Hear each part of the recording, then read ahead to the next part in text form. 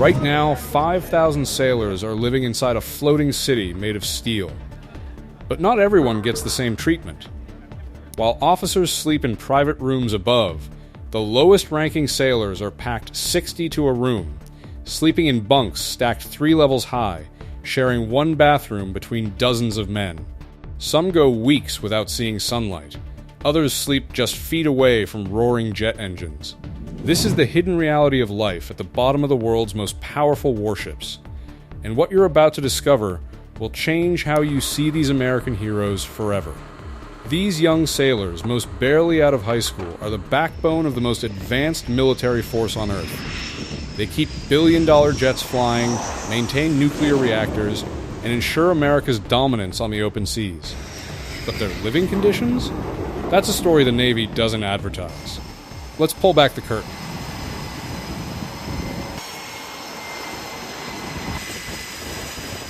Introduction. An aircraft carrier isn't just a ship. It's a self-contained city at sea, operating 24 hours a day, 7 days a week, for months at a time. With over 5,000 personnel on board, these floating fortresses are engineering marvels. But life on board isn't equal. There's a strict hierarchy, and at the very bottom are the junior enlisted sailors, ranks E1 through E4. These are seaman recruits, seaman apprentices, seamen, and petty officers third class. They're the youngest, least experienced, and most numerous. And their living conditions are some of the toughest in the entire U.S. military. From cramped sleeping quarters to grueling work schedules, these sailors sacrifice comfort for service. And today, we're diving deep into exactly how they live. If you respect these brave men and women, type proud in the comments below. The berthing compartments. Let's start where every sailor's day ends. The berthing compartment. This is where junior enlisted sailors sleep, and calling it tight would be an understatement. Picture a room designed to hold 60 people. Not 60 people standing, not 60 people sitting. 60 people sleeping, storing their belongings, and living together for months. The bunks, called racks in Navy slang, are stacked 3 high. That means if you're on the top rack, you're just inches from the ceiling. If you're on the bottom, you're close to the floor where every footstep echoes. Each rack measures roughly 6.5 feet long and 30 inches wide. That's narrower than a twin bed. And there's about 5.5 feet of vertical clearance, so sitting up straight isn't always an option. Every sailor gets a thin mattress, a small curtain for privacy, and that's it. Storage? A small footlocker underneath the rack and one upright locker for uniforms and personal items. Everything you own for a 6-month deployment has to fit in that space. The berthing compartments are located deep inside the ship, often several levels below the flight deck. That means no windows, no natural light. The only way you know if it's day or night is by checking the clock. Ventilation comes through ducts, and the air is recycled constantly. It's not fresh, it's not comfortable, but it's home. Noise is constant. The ship's engines hum 24/7. Jets take off and land on the flight deck above, shaking the walls. Footsteps echo through metal corridors at all hours, because the ship never sleeps. Even with curtains pulled shut, sailors rarely get uninterrupted rest. And bathrooms? Shared. One bathroom serves the entire berthing compartment. Dozens of men use the same showers, toilets, and sinks. There's no privacy, no personal space. It's a test of mental toughness every single day. But here's the thing. These sailors don't complain. They adapt. They find ways to make it work. Because they know they're part of something bigger than themselves. The daily grind. Life on a carrier isn't a 9-to-5 job. It's a 24-hour operation, and junior enlisted sailors are the engine that keeps it running. Most work in rotating shifts called watches. A typical watch rotation might be 6 hours on, 6 hours off. But those off hours aren't free time. They're filled with maintenance duties, training, drills, and mandatory meetings. Some sailors work 12 to 16-hour days without a break. Sleep becomes a luxury. Many average just 5 to 6 hours per night, often broken into chunks because of their schedules. Let's talk about the jobs these sailors do. They're not sitting behind desks. They're on the flight deck in 100-degree heat, guiding fighter jets worth $100 million each. They're in engine rooms maintaining systems that power the entire ship. They're loading weapons, repairing equipment, cooking meals for thousands, and scrubbing decks. It's physically exhausting and mentally draining. And the flight deck? That's one of the most dangerous workplaces on Earth. Jets scream overhead at 150 miles per hour. One mistake, one moment of distraction, and someone could die. These young sailors, many just 18 or 19 years old, are trained to operate in chaos. And they do it with precision. But here's what makes it tougher. Some of these sailors go weeks without seeing sunlight. If you work below deck in engineering or maintenance, you might not step outside once during an entire deployment. You live in artificial light, breathing recycled air, surrounded by metal walls. It messes with your sense of time. It affects your mood. But again, they push through. Because that's what warriors do. Now you might be thinking, surely the Navy takes care of these sailors, right? Well, not always. In fact, recent investigations uncovered living conditions so harsh that they led to tragedy. Stay with me, because what happened on one aircraft carrier shocked the entire nation. The USS George Washington scandal. In 2023, the Navy released a quality of life investigation that exposed a dark reality. The USS George Washington, one of America's Nimitz-class carriers, had been undergoing a massive refueling and overhaul in a Virginia shipyard since 2017. During that time, junior enlisted sailors were forced to live on board the ship, even though it was essentially a construction zone. We're talking about active welding, power outages, no heat in the middle of winter, and broken ventilation systems. Sailors were sleeping in spaces filled with dust, fumes, and constant noise from contractors working around the clock. Some had no running water. Others dealt with malfunctioning toilets and showers. And the housing alternatives? Substandard at best. Many were moved to a facility called Huntington Hall, where rooms were overcrowded and fell below Department of Defense standards. Each sailor had just 85 square feet of space, less than what's required by Navy regulations. When another carrier, the USS John C. Stennis, arrived at the same shipyard, George Washington sailors were kicked out of even those inadequate quarters. They were forced back onto the ship, back into the construction zone, with no heat, no comfort, and no escape. The result? Between 2019 and 2023, 9 sailors assigned to the George Washington died by suicide. 9. Young men and women who signed up to serve their country, pushed beyond their breaking point by conditions no one should have to endure. A separate investigation confirmed what everyone feared. Sailors in extended maintenance periods are at higher risk for mental health crises. The Navy admitted failure. Leadership admitted failure. These sailors deserve better. Before we continue, please take a second to like this video and subscribe.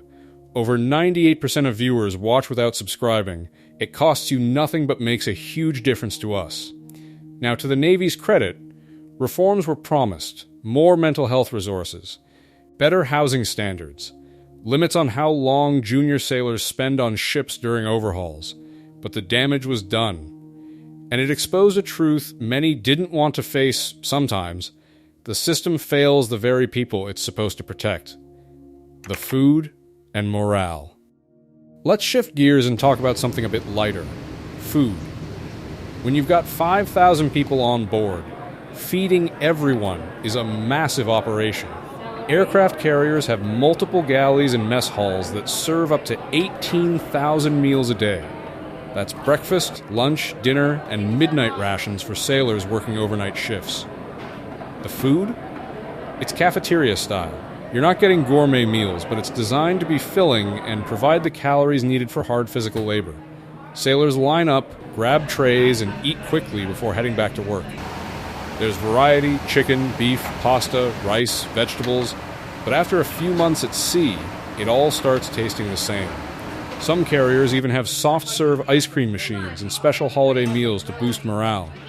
On Thanksgiving, the officers serve the enlisted sailors as a sign of respect and gratitude. It's a tradition that reminds everyone, rank aside, we're all in this together. But morale isn't just about food. It's about connection. These sailors are away from families for 6 to 9 months at a time. No hugs. No home-cooked meals. Just video calls when the ship's internet is working, which isn't always. Mail call is a big deal. Letters and care packages from home can make or break a sailor's week, and the ship tries to provide entertainment. Most carriers have a TV system with 3 channels, recent movies, sitcoms, and training videos. There are small gyms, lounges, and even a barber shop. But let's be real, it's not much. When you're stuck on a floating city with the same 5,000 people for half a year, things get monotonous. Friendships become everything. The bonds formed in berthing compartments, on the flight deck, and during late-night watches, those are what keep sailors going. It's camaraderie born from shared hardship, and it's one of the strongest forces in the military. The noise and chaos. Let's talk about noise. If you've never been on a carrier, you can't fully understand how loud it is. The flight deck is a war zone of sound. Jets taking off with afterburners roaring. Catapults launching aircraft at 170 miles per hour. Arresting cables catching planes as they land, screeching metal on metal. Helicopters hovering. Crew members shouting over headsets. It's so loud that everyone wears double ear protection. Foam plugs plus heavy-duty headsets. And even then, your ears ring for hours afterward. Below deck, it's different, but still relentless. The ship's engines produce a constant low hum that vibrates through the walls. Pipes clang. Doors slam. Announcements blare over the intercom at all hours. There's no such thing as silence on a carrier. Ever. And chaos? That's just standard operating procedure.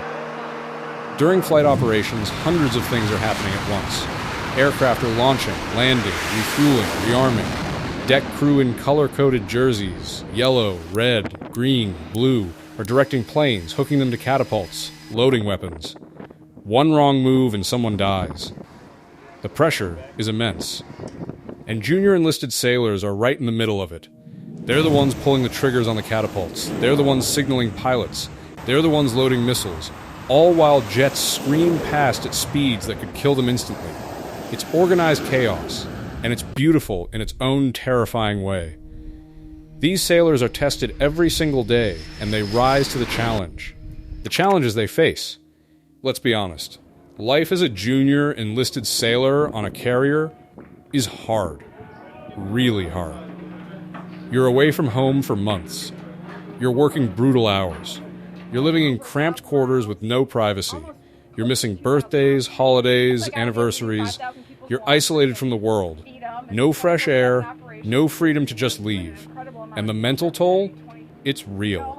Studies show that extended deployments increase stress, anxiety, and depression. Sailors deal with homesickness, relationship strain, and the constant pressure of high-stakes work. And when you're E1 or E2, you're at the bottom of the food chain. You get the worst jobs, the longest hours, the least respect. It takes time to prove yourself, to earn rank, to move up. Until then, you grind. But here's what the rest of us need to understand. These sailors chose this. They volunteered. They raised their right hand and swore an oath to defend the Constitution. They knew it wouldn't be easy, and they did it anyway. Because they love their country. Because they want to be part of something greater than themselves. And the Navy is trying to improve things. Recent reforms focus on mental health support, better housing during maintenance periods, and reducing the number of junior sailors stuck in shipyards. It's a start. But there's still work to do. These young men and women deserve the best we can give them. They're the backbone of American naval power. They keep our enemies at bay. They protect our freedoms. And they do it all while living in conditions most of us couldn't handle for a week. The pride and purpose. But here's the thing. Despite everything, these sailors are proud. Walk up to any junior enlisted sailor on a carrier and ask them how they feel about their service, and you'll hear pride in their voice. They'll tell you about the jets they've launched, the missions they've supported, the countries they've visited during port calls. They'll tell you about the friendships they've made, the skills they've learned, the confidence they've gained. Because serving on an aircraft carrier isn't just a job. It's an identity. It's a badge of honor.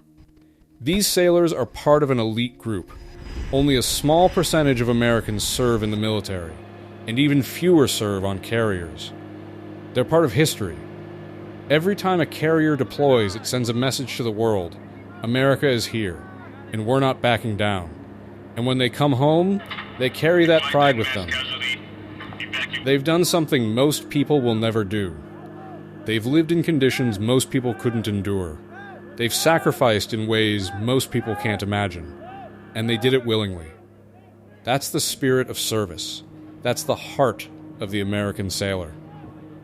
So the next time you see a carrier on the news, remember the faces you can't see. Remember the junior enlisted sailors deep in the ship, working through the night.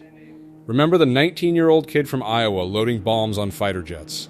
Remember the young woman from Texas repairing engines in a hot, cramped room. They're the ones making it all possible, and they deserve our respect, our gratitude, and our support.